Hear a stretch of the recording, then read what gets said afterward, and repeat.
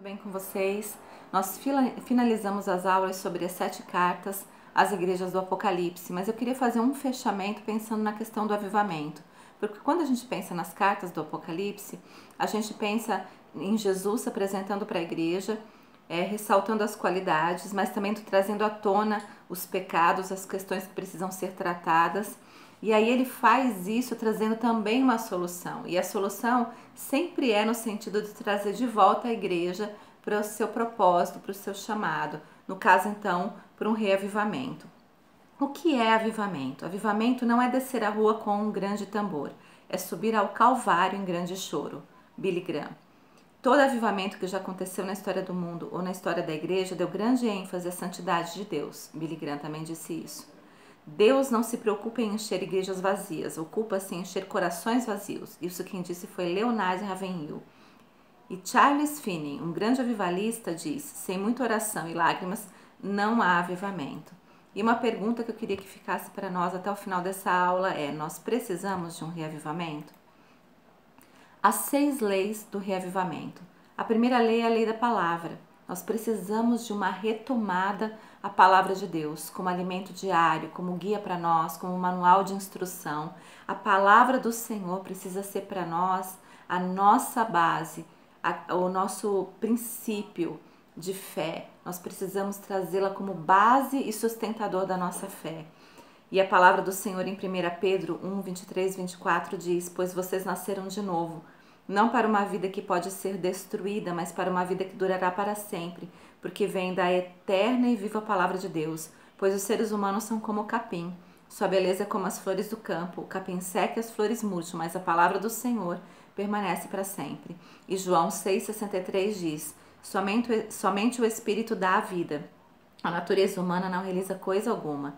E as palavras que eu lhes disse são espírito e vida. Se queremos a vida de Deus despertada na igreja, então a palavra de Deus, que é viva e eficaz, precisa invadir as nossas vidas. A palavra de Deus desperta a vida dele em seu povo. A segunda lei é a lei do governo. A maior necessidade da igreja é reconhecer o governo de Deus, o senhorio de Cristo. A. W. Tozer diz: para recobrar o poder perdido, a igreja precisa ver os céus abertos e ter uma visão transformadora de Deus. Mas o Deus que temos de enxergar não é o Deus unitário que se tem tornado popular hoje em dia, cuja prioridade é atrair a atenção do homem para sua habilidade em prosperar seus vários empreendimentos. O Deus que temos de aprender a conhecer é o Deus Todo-Poderoso, Criador do céu e da terra, o único Deus onisciente, nosso Salvador. A Éfeso, Jesus se revela com o que tem na sua destra as 7 estrelas, que anda no meio dos 7 castiçais. A Esmirna, ele é o que foi morto e reviveu. A Tiatira, o Filho de Deus que tem os olhos como chama de fogo e os pés semelhantes ao latão reluzente. A Sardes é o que tem os 7 Espíritos de Deus e as 7 estrelas. A Filadélfia, ele é o santo e o verdadeiro, o que tem a chave de Davi. E a Laodiceia é o Amém, a testemunha fiel e verdadeira, o princípio da criação de Deus. Aqui está a segunda chave do reavivamento. O despertamento espiritual acontece quando reconhecemos a soberania de Deus. Foi assim com Isaías. A palavra do Senhor diz lá em Isaías 6, que no ano da morte do rei Uzias, ele viu o Senhor assentado no alto e sublime trono. Ele só pôde ver o governo de Deus quando aquele que ele estava apegado morreu. Isaías tinha um apego especial ao rei Uzias. Ele foi um bom rei, além de ser primo de Isaías. Mas naquele momento em que Uzias morre, Isaías tem uma visão do trono da graça. A lei da permanência. A igreja precisa permanecer no amor, na fé, nas boas obras, na sã doutrina, na santidade, na intolerância ao pecado e na obediência.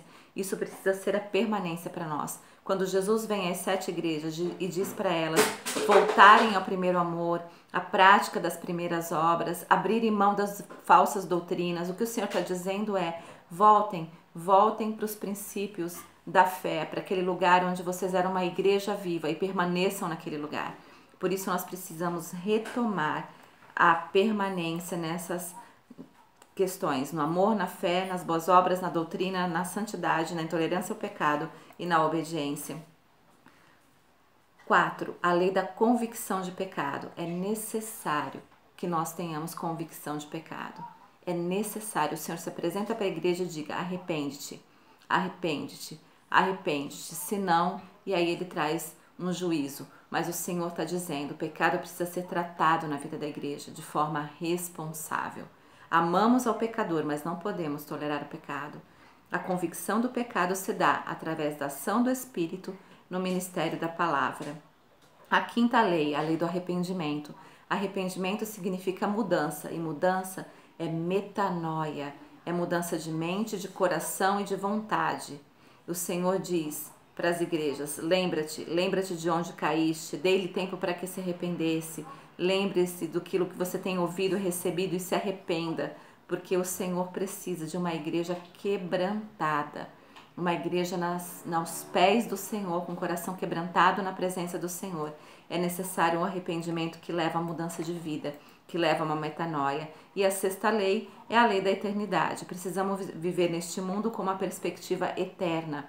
Paulo escreveu: pensai nas coisas que são de cima e não nas que são da terra. Colossenses 3:2. Porque o salário do pecado é a morte, mas o dom gratuito de Deus é a vida eterna em Cristo Jesus nosso Senhor. Romanos 6:23. E queridos, vários textos falam acerca de nós colocarmos os nossos olhos na eternidade, naquilo que é eterno. Em Mateus 6, 19 a 21 diz: não acumulem para vocês tesouro na terra, onde a traça e a ferrugem destroem, e onde os ladrões arrombam e furtam, mas acumulem para vocês tesouros nos céus, onde a traça e a ferrugem não destrói, e onde os ladrões não arrombam nem furtam, pois onde estiver o seu tesouro, aí também estará o seu coração. Nós vivemos aqui na terra, estamos com os pés fincados neste lugar, mas nós não podemos ser movidos pelas circunstâncias terrenas, porque o que é nascido da carne é carne, o que é nascido do Espírito é Espírito, e discerne as coisas espiritualmente. Povo de Deus, nós precisamos ter um olhar eterno, um olhar para a eternidade. E para finalizar, eu queria só que a gente entendesse a diferença entre avivamento e apostasia.